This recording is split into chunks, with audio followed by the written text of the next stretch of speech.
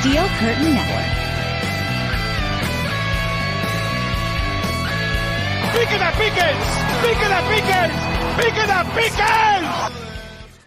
What's up, Steeler fans? We saw Pickens, but not much of Pickett, and the Steelers lose 20-10 to the Jacksonville Jaguars in Week 8. Welcome to another post-game show. I'm Jeff Hartman, joined by Dave Schofield and Bryan Davis. Dave, what's going on? Well, the Steelers just lost, so not much good. Yeah, Bryan Davis, what's up? Wow, the weather was blah. That's how I'm feeling. That's how the Steelers played, really. Yeah, so let's get this show started like we always do, and that's with knee-jerk reactions. This, the game's over. What is your first initial reaction? Dave, we'll start with you. All right. Well, bottom line is the only thing that kept the Steelers in this game was takeaways. They had opportunities on offense that they just didn't come through. Very first play had an opportunity to do something big, and things just didn't click. Too much slipping. I'm like, my goodness, and how many times do you have to slip before you change your cleats? I mean, a number of things there. The third element of the game that should never be involved was really involved with this one. Almost like they're trying to make a name for themselves because they didn't like Coach Tomlin talking about tenor. But really, if the Steelers don't have three takeaways, this would probably be as bad, if not worse, than the other two losses that they had so far this season. That's a good point. Bryan, what's your knee-jerk reaction? You had a defense playing inspired. You had an offense going through the motions, and you had an entire team not strong enough to deal with outside interference from officials. It's a good point. I'm going to go with my knee-jerk reaction and say that this team is unbelievably boring. I mean, they are just so boring to watch, and it's not. I mean, the majority of it is on offense, not necessarily on defense. The defense creates splash plays. They did sack the quarterback on this game, but I mean, I'm watching the game down here with my kids, and it's just like 3 and out. I remember when I was their age, jumping and screaming, watching some exciting football. I can't tell you the last time the Steelers have been deemed like an exciting football team to watch. I just don't think that they're made up that way. This game was an offensive, it just was offensively just ineptitude from left to right from the Steelers. And like Dave, I agree with what you said. If it weren't for those three takeaways, this game would have been so lopsided. It was incredible. So let's start off, though, talking about injuries, because now the Steelers prepare for a short week. Thursday Night Football, the Tennessee Titans come to Acrisure Stadium, and they couldn't have more injuries at a worse time. So Kenny Pickett leaves the game with a rib injury. It was after a really awful sequence of football in general in terms of officiating and the way that everything ended at the half. And then all of a sudden they think he's able to come back. He's not. Rib injury, not sure what that means for him on Thursday night. Minkah Fitzpatrick leaves with a hamstring injury. He too is unable to return. Deontay Johnson leaves, but he's able to come back. Dan Moore, same thing. Mike Tomlin didn't talk about those injuries to players that were able to return a lot in his post-game press conference. But Dave, what's your take on the injury status of some of these guys?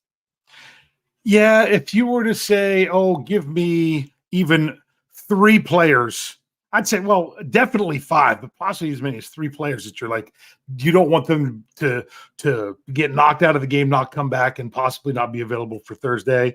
You've got 2 of them from that list, and Minkah Fitzpatrick and Kenny Pickett. And even on a normal week, who knows if they'd be able to come back, because we just don't have the information right now. But the fact that they play on Thursday, that's pretty tough. And these next couple games are really going to be the key to the Steelers season. Bryan, what's your take on the injuries? You know what? I think they're debilitating. You see these guys go down when they, like Dave said, we thought Kenny Pickett was coming back. Minkah, I mean, you knew right away that was a hamstring, and we've seen what hamstrings can do. That's not just a quick fix. It really isn't. You don't see them coming back the very next week, whether a hammy, whether it be a groin. And I mean, it just doesn't, especially on a short week. And can I give my tickets back now? Because I was going Thursday night. And so I'm going to see a whole lot of Mitch and and backup safeties, and that's not what I'm really looking for. I wouldn't say Kenny Pickett won't play. It all depends. I mean, he was on the sideline throwing. Now, whether they shot him up with like some pain, a numbing agent of some kind, that's a possibility. But and Kenny Pickett's a tough guy. He might be able to tough it out. But we'll see. If I had to bet, I'm not betting on him playing on Thursday Night Football. Minka, no, I don't think there's any chance he's playing on Thursday Night Football. But now all of a sudden that game brings on a different tenor, even though we all kind of thought that this game could turn out the way that it did. The Jacksonville Jaguars are a good team. They've now won 5 games in a row. But the one thing that I can't stand, I want to get this out of the way before we start breaking down any players, any numbers, any statistics, and even before we get to any super chats, which we'll get to every single one of them. We have to talk about the officiating. The officiating in this game, and this has been a talking point of mine on our NFL shows, which you can hear those on the FFSN NFL feed. The integrity of the game for me is being called into question by poor officiating. And it's not that these guys are out there, or girls, throwing the game, but it brings it into question. And that's a real big problem for me. So, Dave, I'm going to throw it over to you first. You can talk about whatever officiating blunders you want from this Week 8 game. Maybe it's the end of the half situation, whatever, where 3 points were essentially taken off the board of the Steelers. What was your take on the officiating in this game? I mean, I think universally across a lot of places, even outside people being Steelers fans, know that the officiating was not good in this game. There was some criticizing of the officials, even from former officials, from things going on in this game. The super late pass interference on James Pierre on the 3rd down, I'm pretty sure that led to a field goal, didn't it? Yep. But the official that was right there didn't call it. The official that called it from a long ways away didn't even have the angle to see if he actually made contact or not. I'm not saying that he didn't. I'm just saying from where that official was, that's not the angle to make that call or the proximity. And yet they make that call. There's nothing to really say about the field goal. Mike Tomlin summed it up well about 17 years doing this as a head coach, and I've never seen that called. They showed it on the Jumbotron at the game, how it really wasn't there. They finally showed it coming back to the second half that his helmet was still behind the helmet of the center or the snapper. I don't know what they were thinking there, other than someone just really trying to make a big difference there. And then I think the other call, the holding call on James Pierre that gave them a first down, where I think they were far enough out, they probably would have had to punt. That was another one. He made contact. They didn't show it on TV. I had to go back and rewind it and watch it a bunch of times. He made contact in the first 5 yards, and the receiver stumbled, and he stumbled towards Pierre. So then he stumbles past Pierre, who's not even still grabbing it or anything, and they call a flag on it, basically because the receiver couldn't get his footing on the wet turf. It was bad all around. I still find it ironic that the one official who wanted to call, who made the call on the offsides on the field goal, was the one that wanted to call the runner down on that play. It did end up being a much closer play than I thought, because initially I thought for sure it was a fumble. But just overall, I mean, F minus. If we're grading the officiating. Bryan, what was your take on the officials? Irreprehensible. That's did the Jacksonville got no calls that I could recognize, and if you could bring one up to me, I'll be glad to eat crow. I feel like there was I don't believe in home cooking, but this was away cooking. This was this was hospitality. And I just don't really get it. The field goal, that's 3 points. That 3 points makes a huge difference in everything. You approach so many things so differently when you have those 3 points back. And I have no idea. I mean, it would have been beautiful justice if Boz could have come back and hit a 61-yarder. I would have loved to have seen it just to knock that off the board. I think that changes a lot of things. I think a lot of the calls on Pierre hated, but the worst one that I hated was you get a flag, and I thought there was no reason to flag that late hit, that unnecessary roughness on the Steelers. But then, how much more egregious was the play when Pickett got just smashed. I mean, that was a lot later, and they don't touch it. So, and it's because, and when I hear a talking head say, well, it's because the way they landed on their side. Late is late. Bad is bad. Come on. Yeah, that was The problem I have with that one more is it was like they whipped him to the ground on that one. And that's what they really try to take away. So to me, whipping them to the ground and not landing on them is worse than a safety who weighs less than the quarterback supposedly landing with his weight on. Sorry, Jeff. No, it's okay. The problem is the first penalty. It's not even. I'm not even questioning that it was Keanu Neal who blitzed and hit Trevor Lawrence. I'm not even questioning that. It's the fact that they flagged it. So once you flag that call, once you flag that hit, well, guess what? You're saying that anything that is that or more egregious is a penalty. So then when the Steelers fan base watches their quarterback who throws the ball into the dirt to try and stop the clock, gets hit, pins his arm down, and then drives him into the ground, hurting his shoulder / rib, whatever they deem it to be, that's a problem because it was worse than what Keanu Neal did to Trevor Lawrence. This is where I'm coming from. I'm not coming from this at a pro Steelers stance right now. I'm coming from this as a fan of the NFL that says, what is normal right now with these type of penalties, these judgment calls? There is no normal. No one knows. And then you have, like you said, I think it was Bryan, the talking heads trying to justify it. They're trying to cover for the league because they're paid by the league. And CBS knows we're not going to run replays. Dave's brought that up a million times with certain calls that they're not going to replay certain things because they don't want to show up the officials. This is why I have an issue with officiating in the National Football League, is that it's inconsistent at best and it's never even. I don't care what game you're watching. You could be watching Denver and Kansas City playing right now, and I guarantee you it looks more one-sided by the week. I hate it. I hate that it's a talking point. I wanted to get it out of the way now. Dave, any final thoughts on any of that? In a game where the Steelers just didn't have it and showed how their style of play is not going, the recipe we've seen over the last several games that they've won is not going to work against a high-quality opponent. That should be the story and not talking about officials. Agreed. Bryan, any final thoughts on that? No, actually I do have a final thought. The Steelers were not able to be, like I said at the beginning, they were not able to overcome this stuff, and they had opportunities to overcome the officiating as well.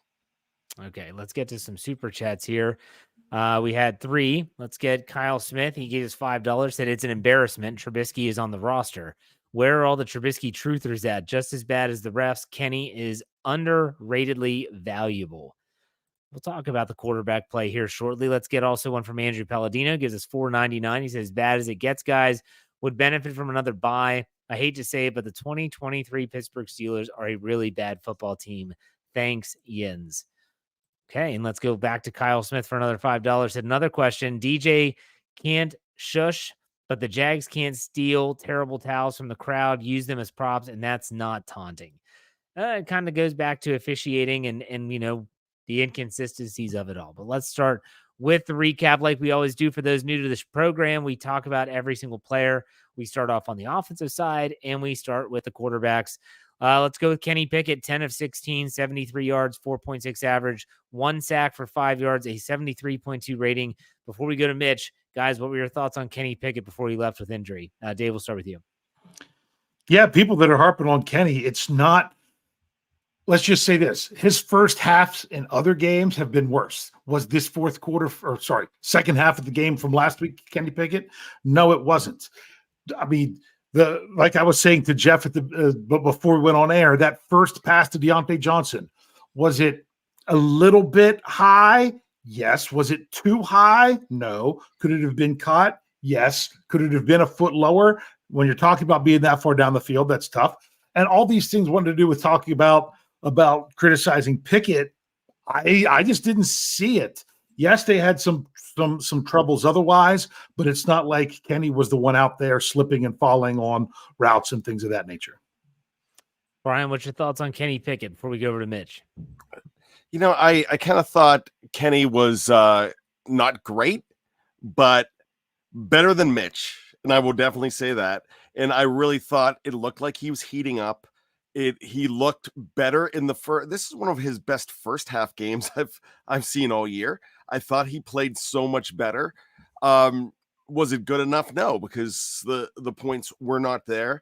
But I would have loved to have seen second half Kenny, especially because second half Mitch wasn't good enough. Kenny Pickett's play is it's as inconsistent as the offense, and that's from top to bottom. That's the play calling, that's the execution, that's the offensive line, all of it. It's just so inconsistent. You just never know what you're going to get. You have a really good pass on the very first play from scrimmage for the Steelers, and it goes incomplete. And then you have this same doldrums over and over again. That's another sequence very reminiscent of the first drive against the Los Angeles Rams, where it was a pass to Deontay Johnson, who doesn't go north and south, runs east and west, gains 8 yards. You're thinking, okay, here we go. We'll convert on 2nd and 2. No. 3rd and 2. No. Punt the ball. These things are not just one individual. I think we as fans often want to point at one person and say it's their fault. Maybe it's Matt Canada. Maybe it's Kenny Pickett. It's not just one person's fault. It's cumulative.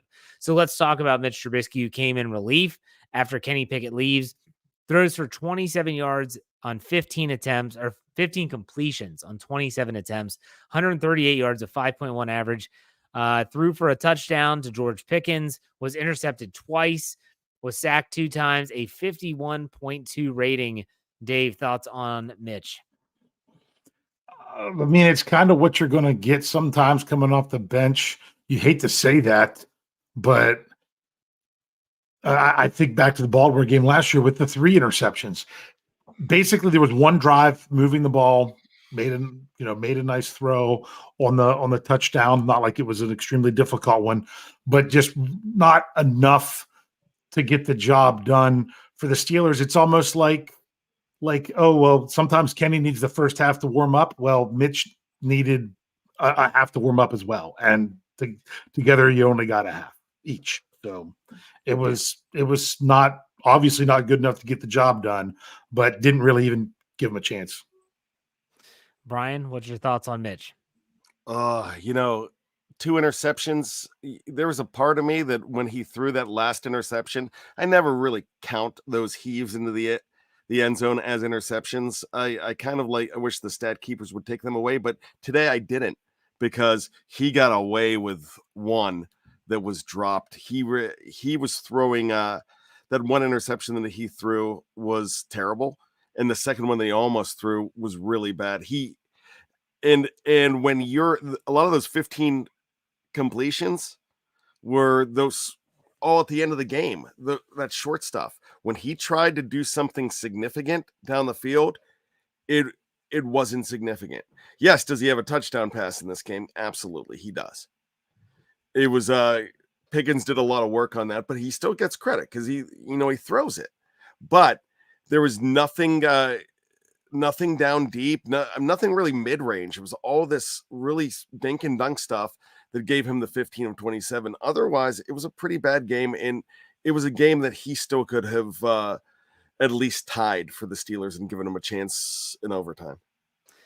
Yeah, so I mean, Mitch Trubisky's play wasn't much better than Kenny Pickett's in the first half, and the Steelers and his yardage even was aided probably most by the dink and dunk philosophy in the fourth quarter when they're down by 2 scores and they're just kind of giving these little dump offs to Jalen Warren and Najee Harris. Let's get in our super chat here before we move on to the running backs, etc. Tom plays games. Tom Muir gives us $2. Says Mitch crapped the bed. He can't win. He can't be the quarterback on Thursday night, is I think what he wanted to say. Yeah, I get that. I totally get that. So we don't know what's going to happen on Thursday night as it pertains to the quarterback, and I wouldn't be shocked if Tomlin keeps his cards as close to the vest as possible and makes people have to prepare for both. Bryan, what are your thoughts?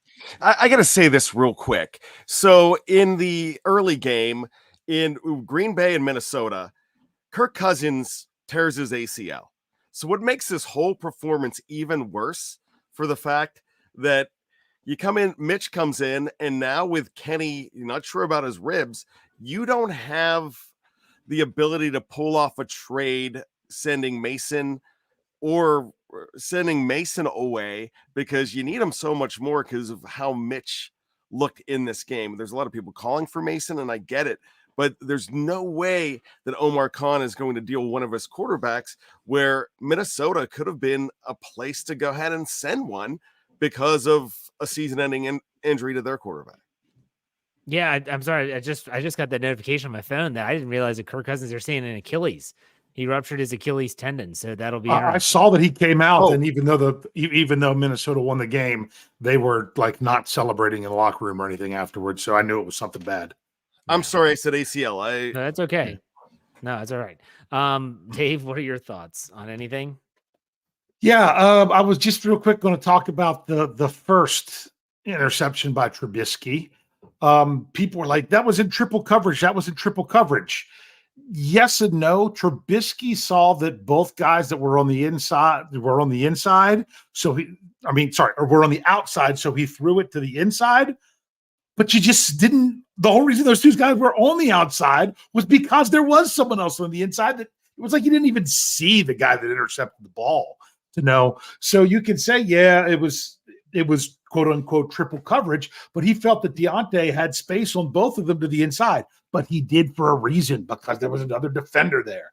So yeah, that's really kind of what happened there. So all right, let's move on. But that's what happens sometimes. You just miss those when you don't get a lot of work and stuff with everything. That's why having a veteran backup is supposed to work for a team, because when you come in, you've been there, done that before. But man, to not see that guy, that's not good.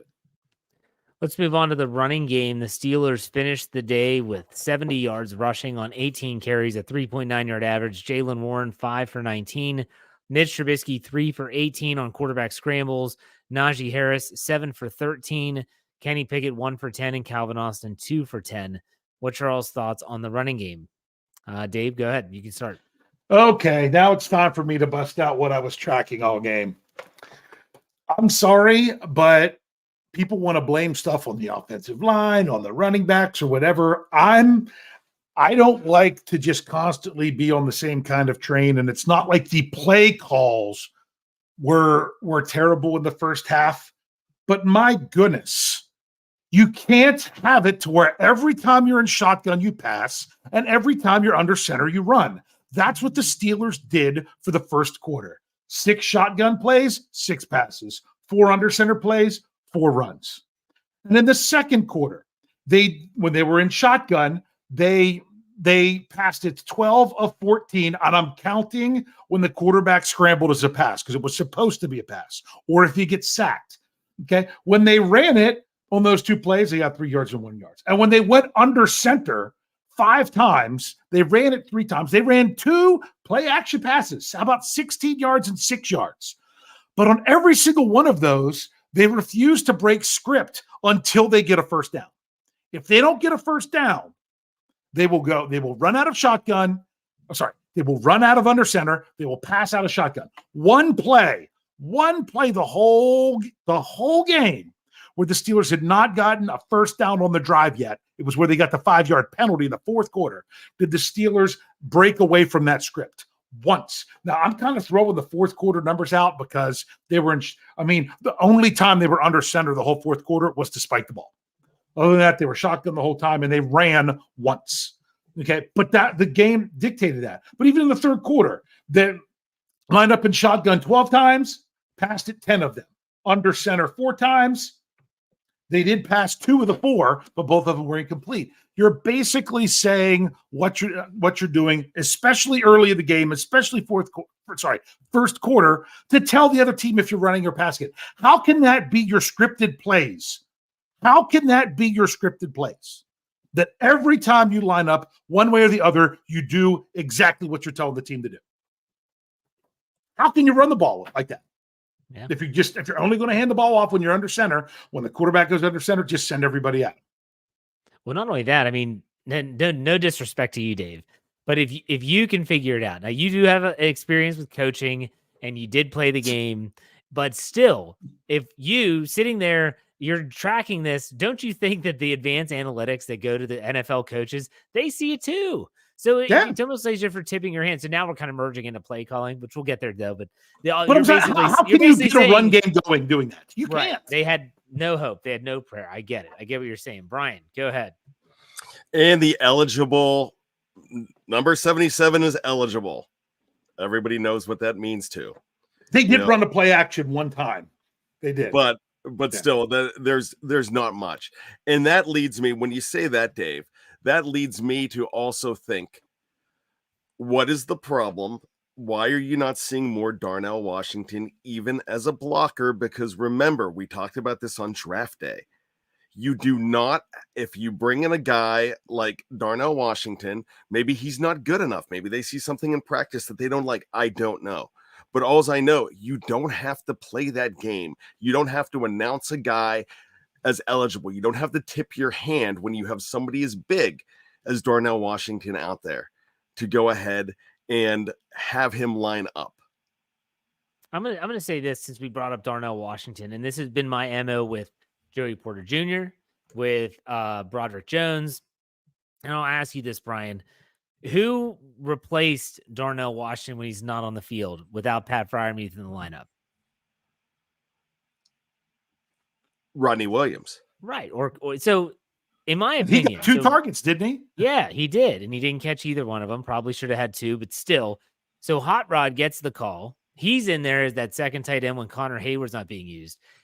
Is Darnell Washington that bad that they can't use him in those situations? Because if the answer is Hot Rod is way better than him, well, then that speaks volumes about your draft pick. But if it's like, well, no, they're about the same, why are you not using the guy that you selected in the draft to at least go out and gain experience and to cut his teeth that way if what you're seeing ahead of him is no better? It's the same argument I had with Dan Moore when they went back to him after the bye week. Hey, if Broderick Jones is a rookie, is as good as Dan Moore is now, then play Broderick Jones and give him the experience. I just don't get it. I agree with you 100%, Bryan. The running game is non-existent. And a lot of it, as Dave mentioned, was by design. So let's go to that offensive line. Let's talk about that. Let's get that out of the way before we go to the pass catchers here. What were your thoughts on the offensive line? They surrendered, let me see here, 3 total sacks. The Jacksonville defense had 9 quarterback hits. It was a rough game for the offensive front, in my opinion. I thought Mason Cole had one of his worst games in terms of snapping the ball. A lot of errant snaps to the side, low. People want to poo-poo the fact that the quarterback was able to corral it. It throws the whole timing off of the play, the footwork of the quarterback. Dave, you're the offensive line guy. What was your take on that group today? You pretty much said it well already. Well, Mason Cole, the low snaps, that's concerning for sure. But once again, I don't think they're being put in a very good situation. Yeah. I don't. I really don't. It goes right back to what I was saying before. The running backs aren't being put in a good situation with that. The offensive line isn't being put in a very good situation with that. When the other team can get a jump on knowing what you're doing. Now, at the same time, look at all those first-round picks on Jacksonville's defensive front. I didn't expect the offensive line to go out there and tear it up today. But I expected them to do better than what they did. So, in all, I would say not good, but I don't think that was their problem as much as other things. Okay. Bryan, what was your take on the offensive line? You know what? I'm really agreeing with Dave on this. I don't think they're being put in great situations, but at the end of the day, you have quarterbacks getting sacked. I know you have a lot of 1s and 2s on that other side. You know, that we knew that this was going to be a tough team to run against. We kind of knew that, but still there were opportunities in this game like crazy. The defense kept you in the game. The offensive line could have held some blocks. They could have done some more things, but it was very predictable. And I don't think, just like Dave said, I don't think they were in good position at all. Yeah, I mean, I kind of already spoke here. I forgot about this super chat here. I want to get it on the screen. Steeler D gives us $4.99, says, thank you for the breakdown, Dave. He's talking about your stats and the shotgun versus under center. He said that's why there are no false defensive steps. They know what's coming. I agree. Yeah. 100%. I agree. So let's finish with the pass catchers. The Steelers had Deontay Johnson led the way with 8 catches for 85 yards, did not hit pay dirt. The streak continues. Najee Harris, 5 for 42. Almost all those were on that final drive. Connor Hayward, 5 for 24. George Pickens, 1 catch, which was a 22-yard touchdown on 5 targets. Calvin Austin III, 2 catches for 19 yards. Oh, Deontay Johnson was targeted 14 times, by the way. 14 times. Jaylen Warren, 4 for 19. Allen Robinson was targeted once, no catches. Rodney Williams, twice, no catches. What are your thoughts on the pass catchers here? We've already talked about slipping a little bit. Offensive play calling. Dave, what are your thoughts? Yeah, I have to go back and look at it. Bad might know what it is, but there was a streak that ended because how many straight games has throughout his career has Allen Robinson caught at least one pass in every game that he appeared? It was a lot, and he didn't get one today. Was he the one? Was he targeted on the interception, or was it Deontay? I don't know. It was Robinson on the interception thrown into triple coverage. Yes, I said Deontay earlier, and I think so. I messed that one up. But yeah, the receivers. Other than I was getting frustrated, I'm like, why is Deontay Johnson still wearing the same shoes if he's going to continue to slip? Because that cost them in several cases. So that's one thing that I don't get in this day and age. If you're allowed to wear those kind of spikes and you're continuing to slip, then do that. I know I was involved when I was coaching. There was a big controversy because you weren't allowed to wear spikes that were a certain length in high school, and a team actually won a playoff game where they had great footing, and the other team was slipping all over the place. They found out that partway through the game they had on illegal spikes. All it was a 15-yard penalty, and the coach wasn't allowed to coach in the next game. But it obviously changed the outcome of everything. So those kind of things are crazy. But in the NFL, they don't have anything like that I know of. So why not get the right footwear out there? But in all, I'm sure George Pickens was getting frustrated, but he was being, from what I understand, he was being bracketed the entire game, and they were kind of letting them throw to Deontay Johnson more than George Pickens. They made a conscious effort of George Pickens is not going to hurt us. And what did he do? When he had his one catch, it was a touchdown. Yep, that's a good point. Bryan, thoughts on the pass catchers? I really don't feel like the pass catchers who I have been on their bandwagon all year long. I thought this was their worst game. I don't think that they did anything to help like they usually do. And I usually rank that position group pretty high for the Steelers, but today I'm thinking, no, they were not good. They were below average, and I'm going to bring this up. I love the athleticism. I love the heart of George Pickens. I do not love the hot dog in George Pickens. And I'm going to say this. Look, know where you are in the game. There's plenty of times to celebrate. There's plenty of times to taunt. He didn't get caught for taunting today. That's not what I'm saying. But when you make a beautiful grab on the sideline, be aware. Get back. So that the preening and celebrating and play it off to the crowd, lifting your hands in the air, that's for a walk-off. That's for the win. Get back into the huddle. Jacksonville had a play that they got back right away because they thought that it might be reviewed. So they wanted to make sure that was done right away. This fooling around, and I don't want to sound like an old guy, but get back there. Do stuff. I mean, this has got to be even and consistent. And when I say even and consistent, I'd like to see George be a little more team than the ME in team. I get it. Hey, I just, for me, the pass catchers, I just want to see a wide array of players being utilized.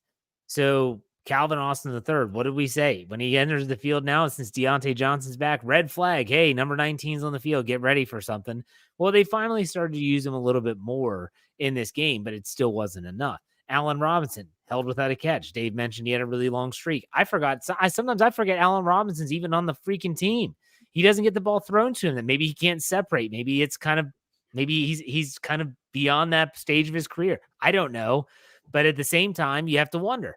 Then you talk about Darnell Washington, the lack of usage there. It's mind numbing to me. And I don't know. I'm not going to sit here and claim to know enough to say it's a play caller or the quarterback or the player itself, meaning the pass catcher, that's at fault here. But man, it is just think about Pat Freiermuth when he was healthy. Well, what was he doing? They weren't even targeting him. It wasn't that it wasn't catching passes. He was dropping the balls, running bad routes. They weren't even targeting him. They weren't even using them. It's frustrating. It is frustrating. So let's finish this offense up with everyone's favorite topic, and that would be Matt Canada. Dave, you've already kind of alluded to some frustrations with personnel and groupings. What was your take on the offensive play calling? Yeah, I didn't think it was that awful, which is funny because that's kind of the standard we're developing into when it comes to judging it. It's not like there were some complete bonehead play calls. My bigger problem isn't the plays, and it's been this way for a while with a few exceptions. It's what you call out of what formations and personnel packages, is that the team, the defense has a better opportunity to stop what you're doing because you're stuck in a rut. You line up in this formation, you're going to do this. Now, granted, there's a lot of things you can do in the passing game when you're lining up out of shotgun. This is just basic stuff that you could even break it down even more. I feel that you have too much of an idea of what's coming, which just makes it too easy to defend. So I think it's it's not it's the formation that's really bugging me. You need to show one thing and do something else. They're just not doing that enough. So I would say it's not like they were doing some knuckleheaded things, but at the same time, in the second half, when you're just trying to deal with your backup quarterback coming in, it's really hard to even judge that one. Bryan, thought on Matt Canada, the play calling? It could have been overcome. It is what it is. It's going to continue. And it is nothing. There's nothing that he could do to make it better. The Steelers are in bed with Matt Canada for the rest of the year. We know that, but they are not willing to change. And if they are not willing to change, it doesn't matter who the individual is that's not willing to change. It will just mean stagnation for the rest of the year. And I hate to say that, but there is some stubbornness to this organization. I'm not saying whose stubbornness. I think it's all around. I think there's a my way or the highway mentality with so many different people in this organization. And I just feel like it's insanity, and it's doing everything wrong and not being willing to change it. So this is it. I'm done pointing the fingers at just Art 2. I'm done pointing the fingers at Matt Canada. Matt Canada was Matt Canada. There's nothing that was done to change anything. And 3 and outs 4 times. Yeah. I mean, that's what we're going to get. That's what you're going to see. And it's everybody. But it's the fact that you're willing to let this man continue to put on a headset, then everybody's stubborn and everybody's at fault. What are you going to say, Dave? It's a results determined. I say it all the time. Now I can't find the words I'm looking for. The result of what happens is basically what you're judging everything on. That was a great play to open the game. It very well could have gone for 7. I don't know if they could have caught him or not. Deontay Johnson, it would have gone for a lot. It just didn't happen. That was the right play to open up with, because they saw something that they wanted, that they thought they could go after, and it was there, but they didn't execute it. It's still, everything has to mesh together. And when you're this far into the season, things should be meshing together better than this.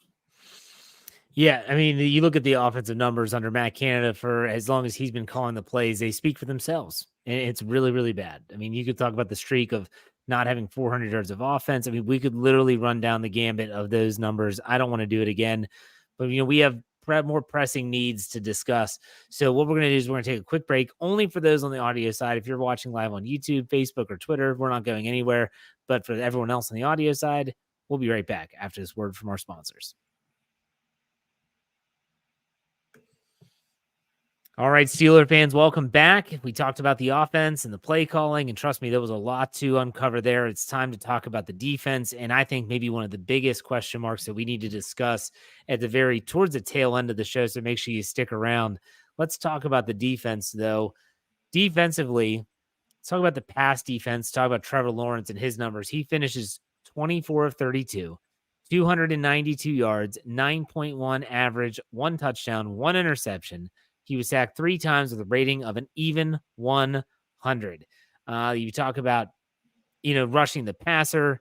Landon Roberts finishes with 1.5 sacks. Highsmith gets a half a sack. TJ Watt a half a sack. Armon Watts a half a sack. And they end up with 6 quarterback hits. So let's talk about getting after the quarterback to start. Guys, what were your thoughts on the pass rush? Dave, we'll start with you. I mean, that's kind of what the Steelers do is rely heavily on the pass rush. The thing that got me, did you look at the quarterback hits? Yeah, 6. Okay, that's what I was going to say. Early on, when the Steelers had 2 sacks, they only had 3 quarterback hits, and they were all on the 2 sacks, because the half sacks, they each give a full quarterback hit to the player. Right. And so you've got the same thing with TJ Watt and Armon Watts. I'm trying to sit here to make sure that's how it's done. So you're talking about the only quarterback hit they had outside of the sacks was Armon Watts had another one. That's it. So they when they got home, but they didn't really have a lot of quarterback hits in this one.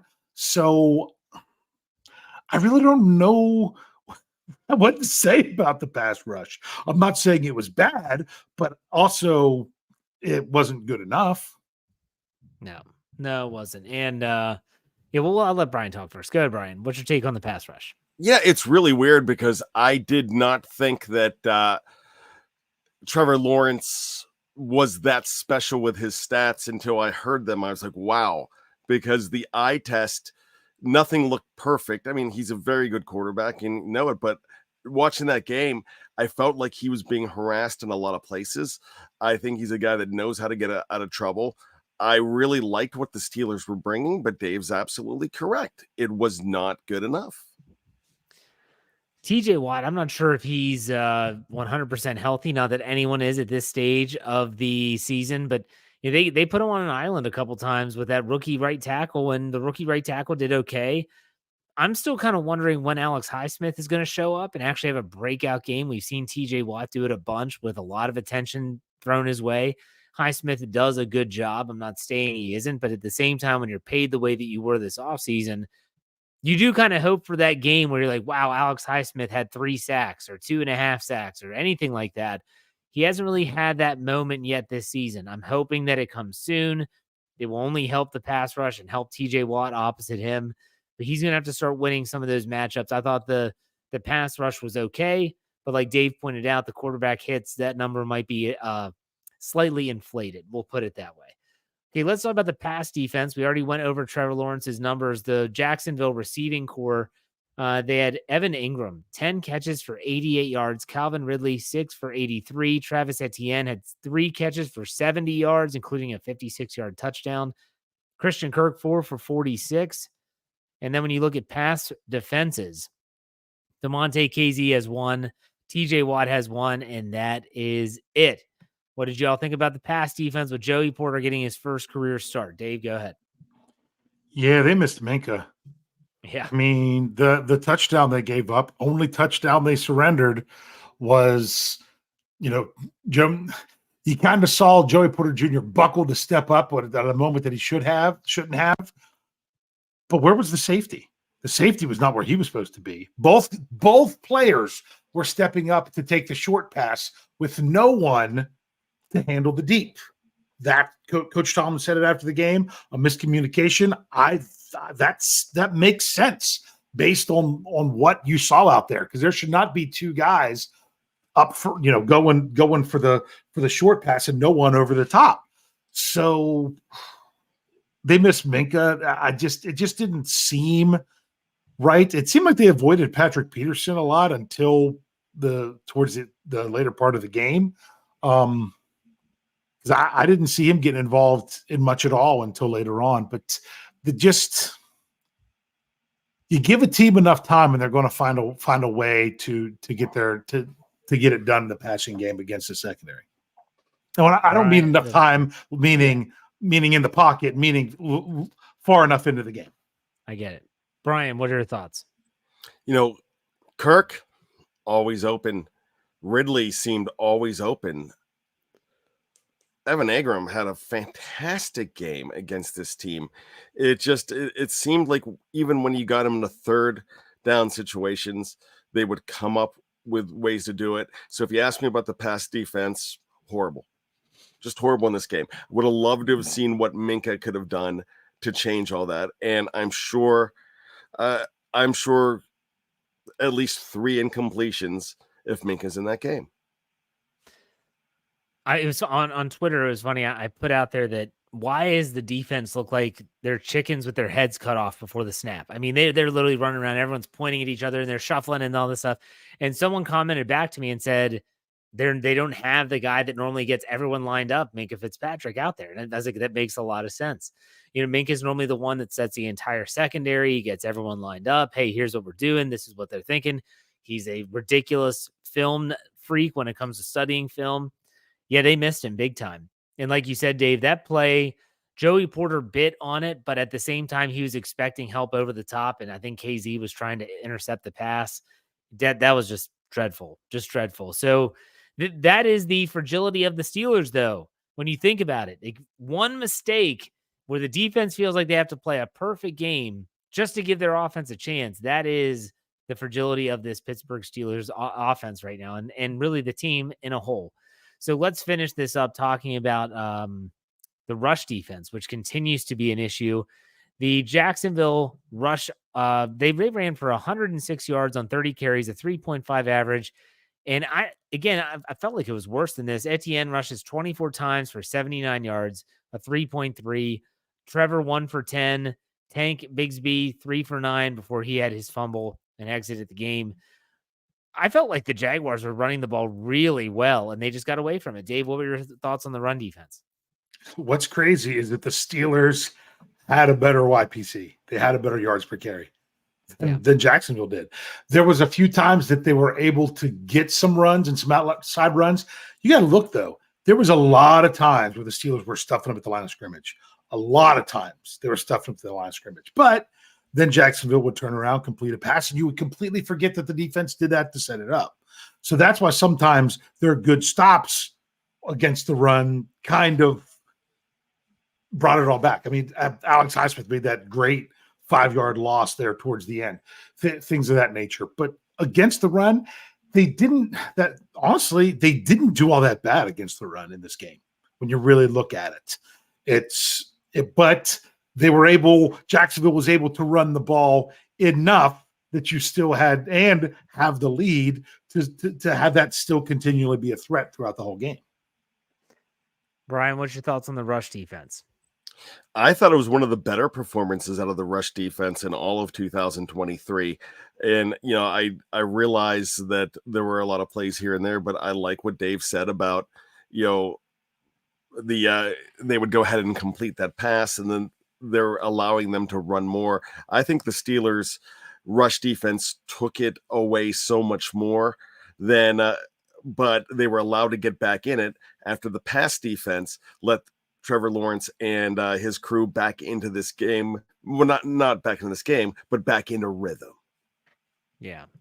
It just seems like the Steelers are getting gashed by the run, and that's a problem. The offense is able to set up manageable down and distances, but the defense did their job in terms of getting the ball back. Dave, correct me if I'm wrong. It's the first time the Steelers have won the turnover battle and lost the game, correct?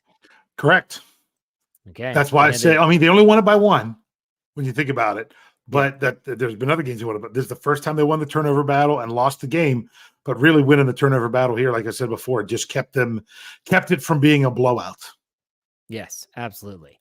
All right, I have to bring this up before we get to final thoughts and all that stuff. So we all talk about like coaching ineptitude. We talk about issues within the coaching staff. You guys, at what point does this At what point does this fall on Tomlin is a question that I have. And I want to get your all's thoughts. I mean, the fan base in its entirety loves to say like, oh, well, it's Canada's fault. But at what point does this run all the way up? And Bryan brought up Art Rooney. Fair enough. But Mike Tomlin, he does deserve some criticism for the way that this team has played.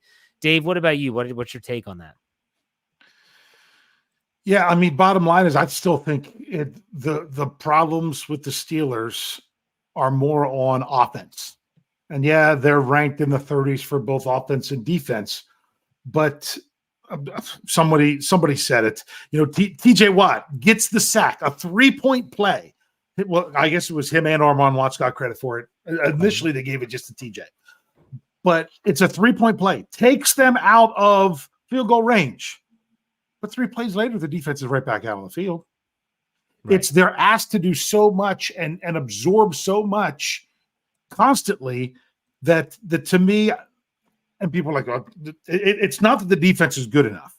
But at the same time, if the offense actually complemented the defense a little bit more, I think you would get better play from defense as the game went on. So you really need to do something with that offense. And I don't know what Mike Tomlin has to do to go in and he's the head coach. He has say over everything. But most fans realize he's a defensive coach. He's probably going to get his hand more into the defense. He's got to get his hands into the offense more, or flat up just have better people handling the offense, because that's where I'm putting the majority of this. When you go out there and you just can't get first downs at all, what's the defense supposed to do? Knowing that the first quarter you're not even going to get a first down, and that it's your job to make sure you're sticking around. That's too much to ask every single freaking week. Yeah. Bryan, what's your take? There comes a point when you allow the inmates to run the asylum, then you know what happens? Then you're at fault too. There's a lot of stubbornness to Mike Tomlin. And I talk every single week about how much I love Mike Tomlin. And I've been blaming Art Rooney II a whole lot. But I also believe that on this whole Matt Canada thing that I don't think is Mike Tomlin's fault. I still think there's a way to push that issue if you have a good relationship with the owner, just to say, hey, who you back in here? And the stubbornness drives me crazy. I feel like things aren't changing. And I feel when he's asked about it, that there's a lot of deflection, and I'm getting tired of the deflection. Should Mike Tomlin be fired? In my honest opinion, no, he should not be fired. But I think he's accountable for a lot of this stuff. Even though this is a 4-3 team, I think this is a 4-3 team that is could very easily be looking at 4-7 real soon if they don't fix things up. So as a head coach, I don't care if you've been the head coach of a high school team or a college or hell, even if you've been like a Pop Warner coach, everything falls to you. It falls at your feet. And whether it's the success, whether it's the struggling of a unit, it all falls at your feet. And that's what I have to keep reminding myself, because I'll sit here and say, oh, Matt Canada is the worst and he's awful and he stinks. Like, my gosh, that's a reflection of the head coach. That is on the head coach. And so, no, we've talked about this, and our sources have said that Tomlin wanted Canada gone, and yet he's still here because of Art Rooney II. Whatever. At some point, Tomlin's got to use some of his clout, which he obviously has. And he's got to say, look, we got to make a change. We got to do something. That doesn't mean you fire him midseason, but you've got to do something different. Did they have a first down in the first half, Dave? In the first, oh yeah, because they had they had the long drive that ended in the field goal. That's right, but none in the first quarter. Where they got the ball at the 2-yard line. None in the first quarter, though, right? No, none in the first quarter. No, they didn't have. They only had one drive in the first half that they had any first downs. We're talking about a NFL team, an NFL offense that went an entire quarter of football and got the football to start the game that didn't even get a first down. And we're not even talking about not scoring points. We're talking about they didn't even get 10 yards of offense. At some point, something has to change. You can't just keep bashing your head against the wall. And if it does, this is when the fan base is eventually going to turn on everyone. and they're going to say it's not just fire Canada chance, and that kind of is just in vogue right now. It's going to turn to Tomlin. It is. It's going to happen. I'm not saying that Mike Tomlin should be fired. I'm saying that accountability falls at his feet. And at some point, he's got to answer the tough questions. And sometimes you have to make the tough decisions as the head coach. And I want to see something change, not change just to change because it's absolutely atrocious. Like, this isn't like, okay, we need to move some play calling around because, well, Matt Canada's not fan favorite. No, it's because the offense sucks right now and you got to make some changes. And we're also 7 games into this thing. Dave, what do you want to say? Yeah. I think the problem is with the defense. Not after I just said it's not the defense. The problem is the relying on the defense. Because the Steelers know that the defense is the stronger unit, they're treating their offense like the Duck Hodges quote after his first start. He didn't kill us. The Steelers feel that if the defense is good enough, that if the offense doesn't kill you, you'll be able to be around and be in games. And what does that create? A conservative offense. There's people in here, and one person probably said it about 16 times. Everyone wants to make a deal. Oh, Will Levis threw for 4 touchdowns in his first game. He threw for 4 touchdowns. Do you want to know why? Because the Titans don't have anything to lose. I mean, the Titans were trying to figure out if they were unloading their players ahead of the trade deadline. And that's the whole reason they started Levis and not Malik Willis, because they were actually at a point of their season that, like, might as well see what's going on out there, because if not, are we going to just be sellers? So they put out their rookie quarterback, and you know what they didn't do? They didn't hamper him. They didn't worry if he threw interceptions. They just put him out there and said, go for the jugular. Just do it. Are we going to see that? Would we see that from the Steelers offense? No way. No way. That's not what they're doing. And what the problem is, all you're trying to do is stick around close enough to win games. At what point are you going to say, hey, we've either got to actually get going, see what this offense can do, or realize that it sucks so bad we have to blow the whole thing up. This is the whole idea of, sticking around. And I know Tomlin doesn't care about the 500 record thing like the fans do, but that's really what's going on, is that you're stuck with that because you're not even willing to take a chance with your offense because you're so afraid that it's going to screw it up. That's why someone like Will Levis can throw for 4 touchdowns. Do you even think they would put that? Sometimes I'm surprised they air it out even as much as they do. I really am, because of it just feels so conservative and not. It's almost like their offense is playing defense rather than actually playing offense. Bryan, any thoughts on that? No, nope. I'm ready to move forward. All right, let's finish this up with some final thoughts since we've talked about this game. Dave, I'll let you go. Go ahead. Oh, I get to go again? Good, because my final thoughts are going in a different direction. Okay. Guess what? Hey, Jeff, what was your score prediction in this game? 23-20 Steelers, yeah. How many points did the Jaguars score? 20. Did the defense do enough to win the game? Yes. That answers a lot of questions. Okay, I did not expect the Steelers to win this game. I was looking ahead at the schedule and said, hey, if they're going to have one, this is the best team that they play for a long time. I don't know that they can pull this one off. But of course, it's so funny. It's so reactionary. And we actually get criticized for our level-headedness. Okay. The Steelers lost the game to a good opponent. They didn't play. They only scored 10 points. Their quarterback got knocked out of the game. Yes, it's bad. I didn't expect them to win this game. But it's either this team is great and you're insane if you don't pick them to win every single game and you're not a real fan, or if you don't come out here and want to burn the whole thing down and fire everyone and bench everyone and trade everyone and cut everyone, then that's your problem too. Okay. I'm sorry that we just bring a more level-headed approach. I apologize for that. But if that's not the type of fan that you are, I get it. But you know what? The Steelers have a big game on Thursday night now, and it's a quick turnaround.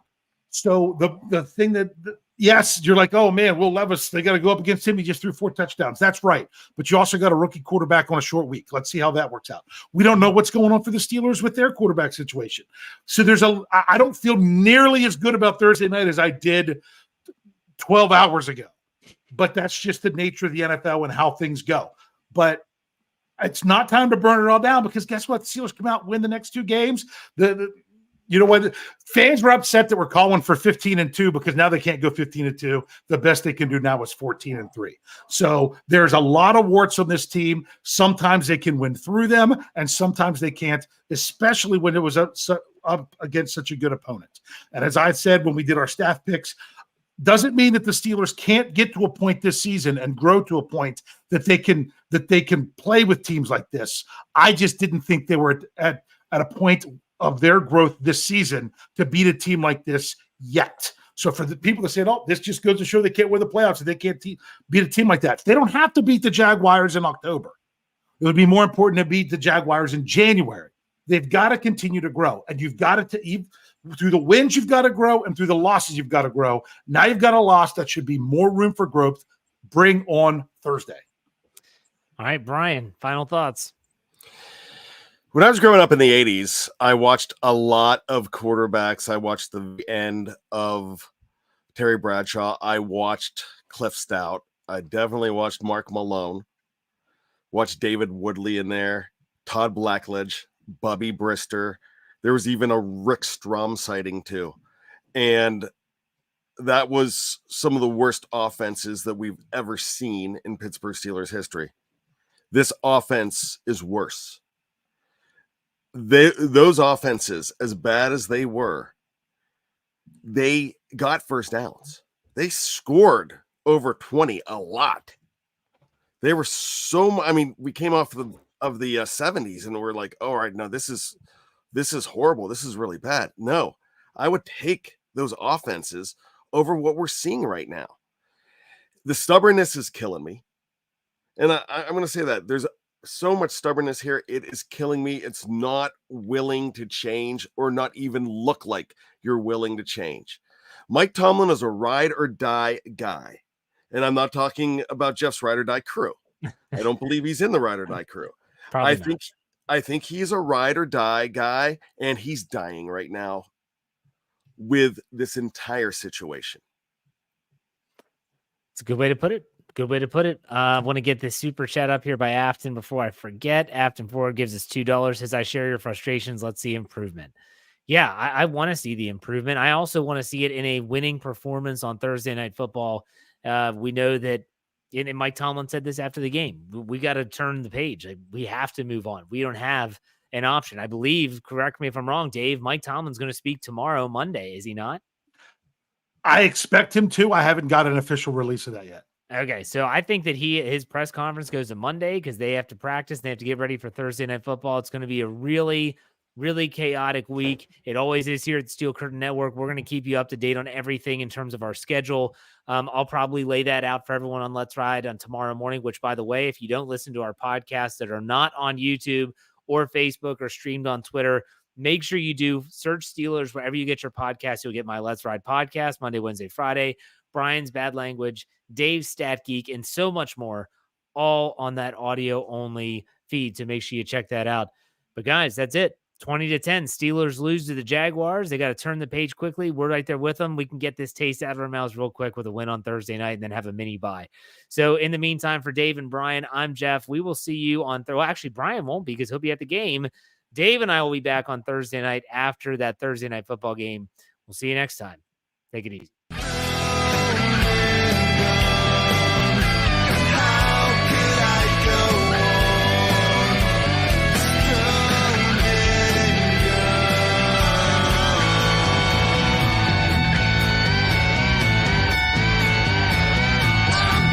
Steel Curtain Network.